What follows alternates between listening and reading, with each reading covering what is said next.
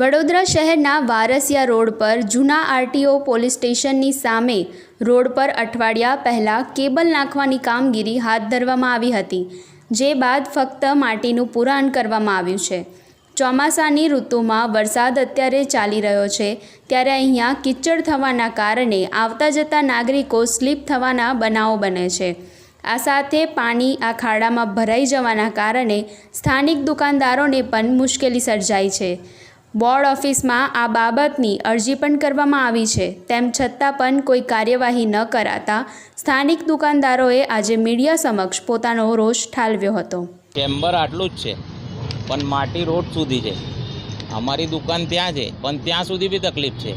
ત્યાં ખાડો કર્યું છે, અહીં ખાડું કર્યું છે, પણ એ બંધ કરવાવાળાની ટેન્ડરવાળાની જવાબદારી હોય ને, એ નહીં કર્યું।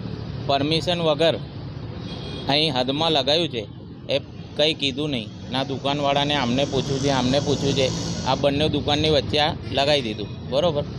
એ કરો ભલે, એ અમને નડતર નહીં।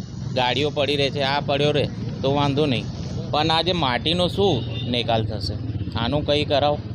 અમે અરજી બી કરી છે, ભાઈએ દિલીપભાઈએ અરજી બી કરી છે, એના પછી બી કંઈ નિરાકરણ નીકળતું નહીં।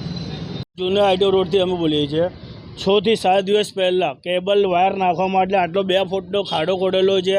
25 ફૂટ કે 50 ફૂટની માટી રોડ પર જમા કરીને અઠવાડિયાથી છોડીને જતા રહ્યા છે। વરસાદના સિઝનના કારણે પાણી પડે છે, ચીકણી માટી છે, રોડ પર ગાડીઓ સ્લીપ ખાય છે। એનો જવાબદાર કોણ રહેશે?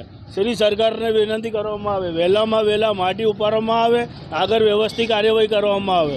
તમે જોઈ શકો છો કે આખા રોડ બ્લોક થઈ ગયેલો છે।